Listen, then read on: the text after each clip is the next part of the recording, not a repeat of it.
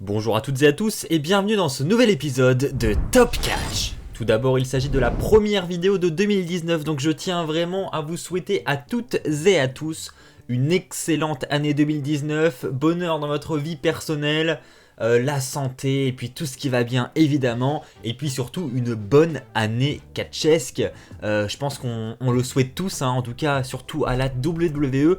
On espère que cette année sera très très riche en émotions, en matchs 5 étoiles et puis tout ce qu'on peut imaginer quoi. Pour cette nouvelle vidéo, j'ai décidé de vous lister 5 choses que John Cena pourrait faire lors de son retour la semaine prochaine à Raw, puisque John Cena sera de retour.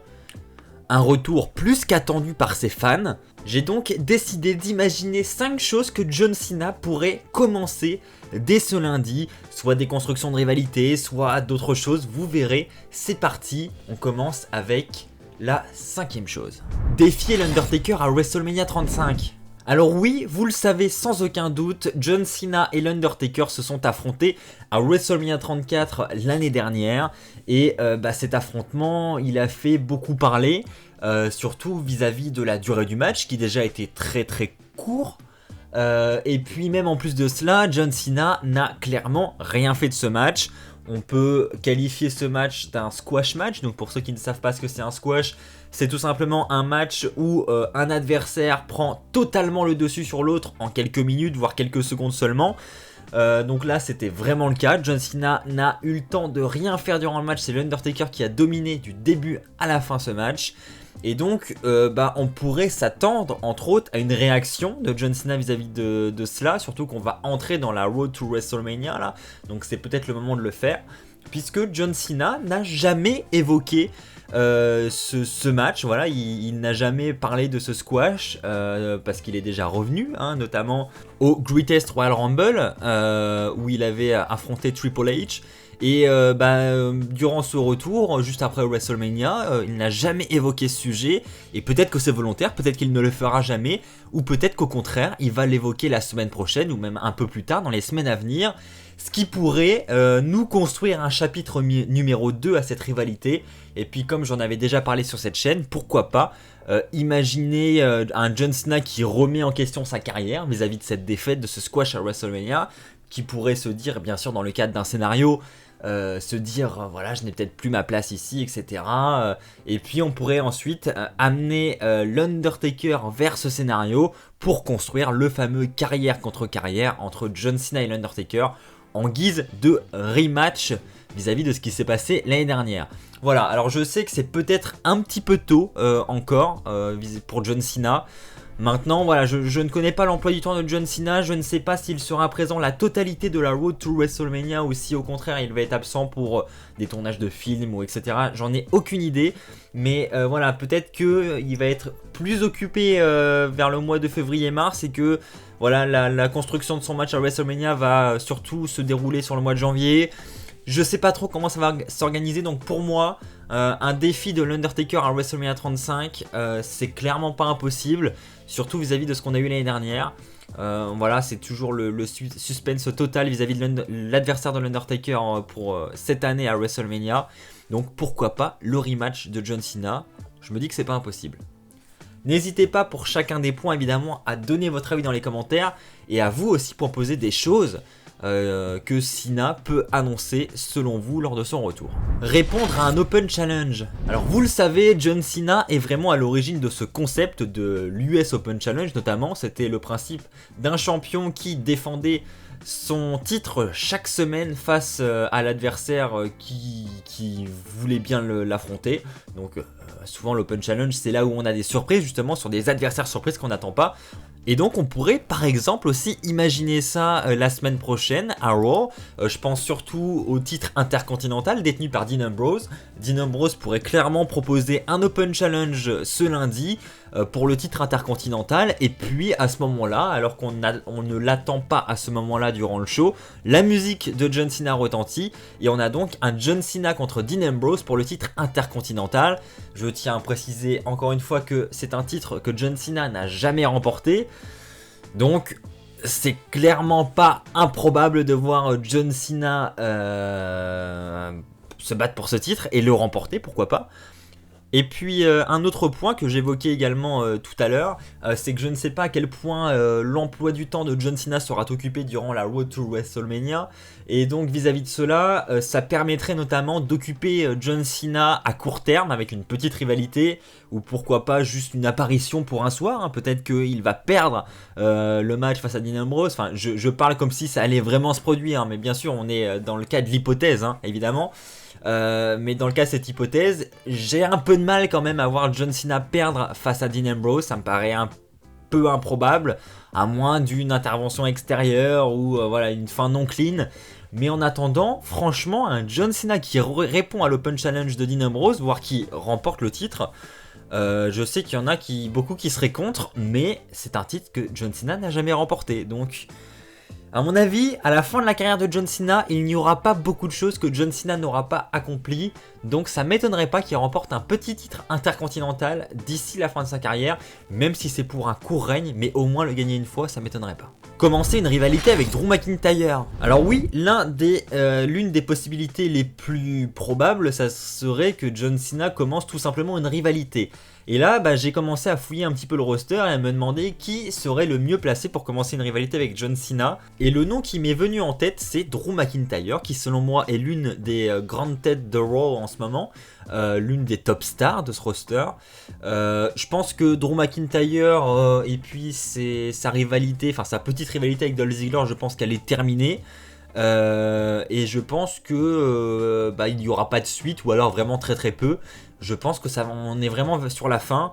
Et maintenant Drew McIntyre, il lui faut quelque chose. Enfin, je veux dire, on peut pas le laisser sans rien, même si on est à l'approche du Royal Rumble où on sait que souvent les superstars se concentrent sur ce match et enchaînent les speeches sans réellement avoir de rivalité, etc. Je me dis, ça serait quand même bien pour Drew McIntyre d'avoir un rival comme John Cena, même à l'approche du Royal Rumble. Ça pourrait vraiment être grandiose. Surtout qu'on sait que John Cena sait mettre en valeur les jeunes recrues comme ça. Et il l'avait notamment fait avec Kevin Owens, rappelez-vous. Ça nous avait donné de très très bons matchs. Et franchement, John Cena, pour ça, on peut pas lui reprocher. Il est doué pour mettre en avant des jeunes recrues. Et je pense qu'il pourrait vraiment bien le faire avec Drew McIntyre. On pourrait avoir vraiment de bons matchs. Et puis même s'il y a le Royal Rumble qui approche, ça ne les empêche pas tous les deux de se retrouver dans le Royal Rumble match, puisque je précise que Drew McIntyre a officialisé sa participation au Royal Rumble match. Voilà, c'est pas parce qu'ils sont en rivalité que ils ne peuvent pas se retrouver durant le Rumble, et puis il y en a un qui élimine l'autre, et puis ça poursuit la rivalité, etc. C'est très courant ce genre de scénario, donc à ne pas exclure, mais j'avoue, j'aimerais bien que ça se déroule comme ça. Franchement, un Cena Drew McIntyre, sur le papier, ça me fait envie. Défier le prochain champion universel. Alors j'en parlais tout à l'heure, c'est vrai, John Cena n'a jamais remporté le titre intercontinental. Mais un autre titre que John Cena n'a jamais remporté, c'est le titre universel qui est tout frais puisqu'il vient d'être créé en 2016. Et John Cena n'a encore jamais posé ses mains dessus. Et pareil, je pense qu'il le remportera bien une fois dans sa carrière. J'ai d'ailleurs fait une vidéo à ce sujet qui est sortie il n'y a pas longtemps. Vous êtes d'ailleurs plus ou moins en accord ou en désaccord avec moi. Voilà, c'est très partagé et puis ça se comprend totalement, hein. C'est le genre de choses vraiment pas facile à pronostiquer. Mais j'ai tenu à le citer dans ces 5 points puisque c'est quand même très courant, on va pas se mentir, que John Cena revient et qu'il demande un match de championnat ou qu'il a un match de championnat tout simplement. Voilà, il a 16 titres mondiaux aujourd'hui et des opportunités, il en a eu très souvent. Et donc ça m'étonnerait pas qu'il revienne et puis qu'il annonce que il veut par exemple défier le champion universel qui sortira vainqueur après le Royal Rumble. Donc que ce soit Braun Strowman ou Brock Lesnar, lui dire j'affronte le vainqueur de vous deux à Elimination Chamber, à Fastlane. Ou alors, il peut aussi, j'allais dire que ça rentre pas vraiment dans la ligne conductrice de la nouvelle autorité qu'on a, qui va plutôt dans le sens où chaque opportunité doit se gagner maintenant. Mais John Cena pourrait tout simplement le demander gratuitement, et puis on pourrait avoir un segment de l'autorité, et l'autorité qui arrive, et puis qui dit John Cena, si tu veux, tu veux ce match, il faut gagner ton opportunité, il faut que tu battes tel adversaire pour avoir cette chance. Et puis voilà, on peut imaginer un scénario comme ça, je sais, je pars très très loin, mais c'est loin d'être impossible. John Cena proche d'un titre mondial, on l'a très souvent vu, et donc pour ce début d'année 2019, pourquoi pas ? Pourquoi pas. Et enfin, on va terminer avec, selon moi, la chose la plus probable en ce qui concerne le retour de John Cena. simplement l'annonce de sa présence dans le Royal Rumble. Je pense en effet qu'il y a beaucoup de chances que John Cena arrive ce lundi à Raw, prenne un micro et dise qu'il entre officiellement dans ce Royal Rumble match 2019. Voilà, c'est une annonce classique. Mais bon, maintenant j'ai envie de dire, teaser un retour de John Cena comme ils l'ont fait, en nous promettant le retour de plein de superstars, des débuts, etc. pour la nouvelle ère, etc. Et avoir seulement John Cena qui annonce sa participation dans le Royal Rumble. Ok, Cena est présent. Maintenant, voilà, on s'attend à quelque chose quand même, à au moins un match, ou je sais pas, à un début de rivalité, ou on s'attend à une présence hebdomadaire de Cena sur les prochaines semaines. Je ne sais pas si ce sera le cas parce que c'est pas encore annoncé, mais je pense qu'il sera présent sur plusieurs semaines. Et si c'est le cas, voilà, il va annoncer sa participation. Et après, il se passe quoi? Voilà, il va faire quoi la semaine après? Il va encore dire ouais, je vais remporter le Rumble parce que je suis le meilleur. Voilà, ça va tourner vite en rond parce que évidemment, dès qu'il n'y a pas de rivalité en place, dès qu'une superstar annonce sa participation dans le Rumble, à part se vendre et à part dire c'est moi qui vais gagner, on va s'ennuyer un petit peu toutes les semaines. Donc il faut vraiment, malgré le Rumble, construire des rivalités. Et je pense qu'une rivalité avec Drew McIntyre par exemple peut clairement faire l'affaire. Ou même lancer Cena sur le titre intercontinental comme je l'ai dit. Enfin voilà, il y a des tas de possibilités. Donc je pense que les 5 choses que j'ai évoquées au travers de cette vidéo ne seront pas exclures. Je sais qu'il y a des choses qui sont plus improbables que d'autres parmi les 5. Mais je suis resté dans le raisonnable quand même. Et je pense que c'est des choses qui sont susceptibles d'arriver. N'hésitez pas à donner votre avis dans les commentaires. Et j'insiste encore sur un point. Ce sont que des hypothèses et elles n'appartiennent qu'à moi. Voilà, c'est mon avis. Vous pouvez vraiment être en désaccord. J'ai aucun problème avec ça. Par contre, j'insiste là-dessus. Surtout vis-à-vis de mes dernières vidéos. Il faut respecter l'avis de tout le monde. C'est super important. Je l'ai toujours dit. Je n'ai pas le meilleur avis. Je suis très loin d'avoir le meilleur avis. Personne n'a le meilleur avis, mais chacun a le sien et ça c'est très important, il faut respecter ça. Donc n'hésitez pas à partager le vôtre dans les commentaires, je vais lire ça avec attention et puis n'hésitez pas à échanger entre vous aussi sur ces choses-là.